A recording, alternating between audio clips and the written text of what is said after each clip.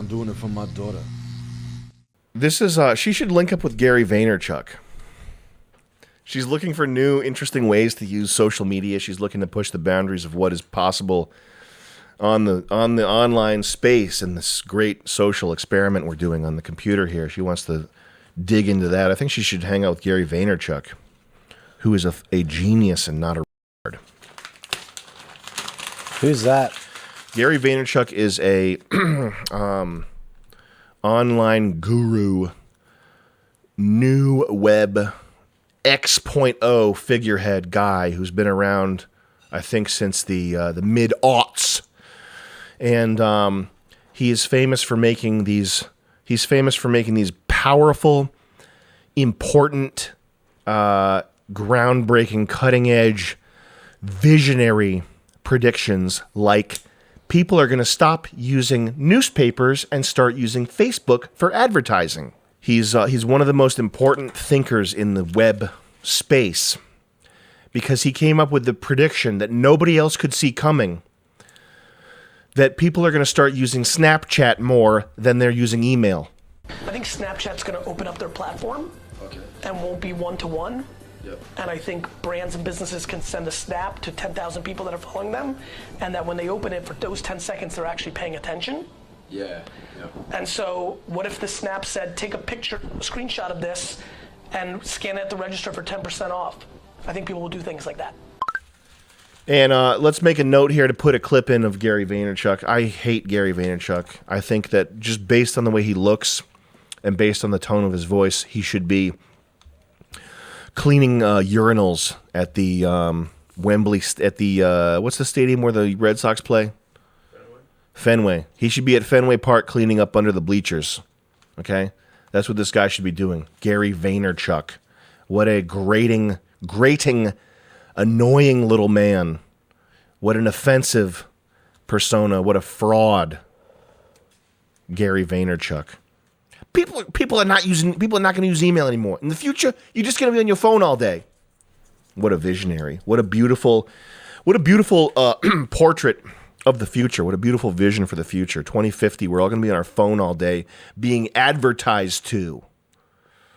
For Chinese-made pants. Instagram. Oh, I can get a new Chinese hoodie? But this is I can get a new something made in China that is I'm going to use for one day. It's being advertised to me on Instagram. I can't see anything. Whoa, on Twitter? What is that? Okay, I'm getting advertised to, and Gary Vaynerchuk says it's the future. Social media advertising is the future. People aren't going to be reading newspapers in 2030. I'm a genius.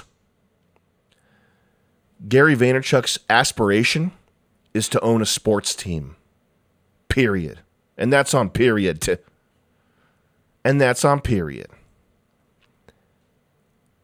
Now, I'm not going to pretend like my aspiration is not to own a race car team with Asian slaves.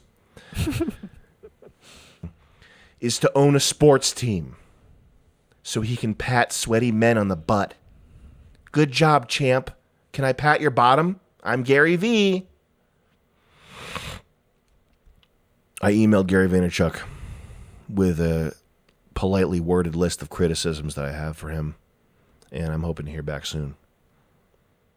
I think it's important for people to, and this probably is true even without, it's tempting to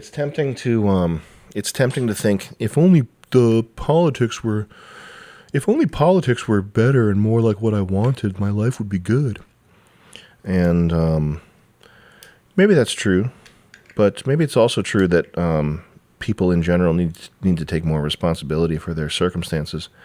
I think it's important for the coming years, which I think probably something really bad is going to happen.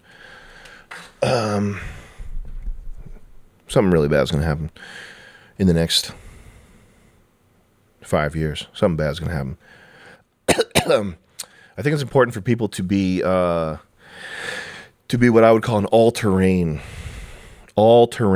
person, okay? Visualize a Subaru Forester.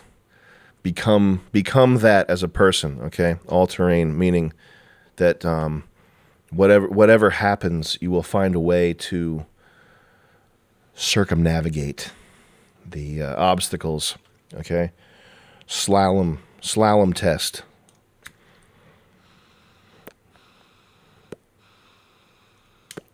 And I feel like there's a lot of young people who don't know how to go about, how to even start, or why it's even important to start acquiring wealth, and learning to protect wealth. And it's something that I wish I'd had been paying more attention to in my 20s, I guess. The value of the dollar going down, and the way that the way taxes work. I mean, it's just something to start paying attention to, and paying attention to ways to start becoming more parasitic. And that sounds bad, but your money, your tax dollars, are not helping the world. They're not going out. They're not being sucked out of your pocket to go out there to cure diseases or build great public works of art or infrastructure, useful infrastructure. Your tax dollars are being taken from you to support this gay oligarchy and pay for dying old people and pay for food for people who are just unwilling to work for the most part, and to pay for missiles for Israel. So every dollar that gets sucked out of your pocket is being used for evil, with a capital E. And when I say become more parasitic, I mean I think it's important for your generation, my generation, to just start gaming the system more. Game the system more. Bring it crashing down. Highlight the various the manifold inefficiencies and problems with the system, and in doing so, make the thing grind to a halt sooner.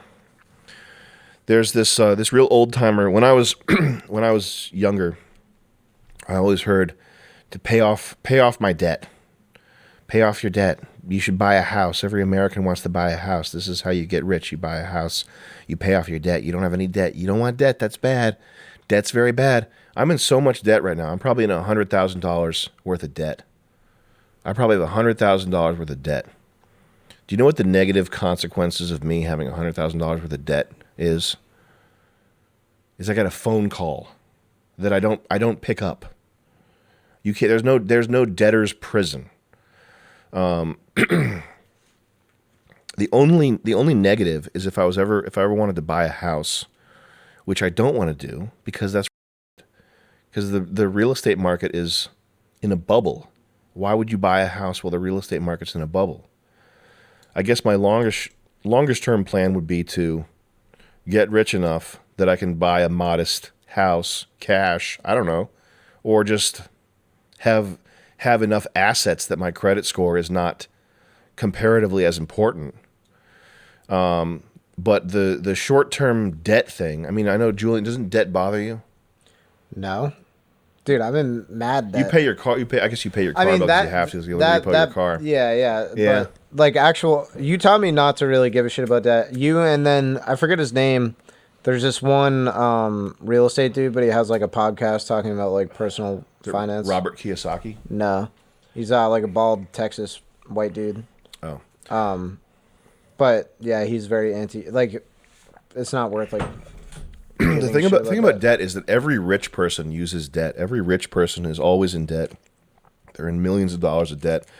Because what debt is you get to use somebody else's money now, and you don't pay taxes on it. When if you get a loan, I just took out a collateralized loan for $20,000 because I want to buy a Pontiac Firebird. So I'm not paying taxes on that $20,000. It's not the same as cashing out of stock market or Bitcoin or anything like that. So I'm not paying taxes on it, and I don't have to pay it. I don't have to pay that back for years. Which This is probably not that interesting to people. Anyway, my point is that if you're the type of person, if you've heard from your parents that you have to be, you can't be in debt. You don't want to be in debt. Buy a house. Go buy a house right away. Buy a house right now. That's the only real value of real estate. You got to buy a house. Just start watching YouTube videos about money and realize that's my only point. I feel like that's one of the first things you learn watching YouTube videos about money. Yeah, I think that's a pretty common sentiment. I think it's like entry. Robert Kiyosaki, Grant Cardone, Anton Creel. Your personal house is not an asset, and that makes sense to me.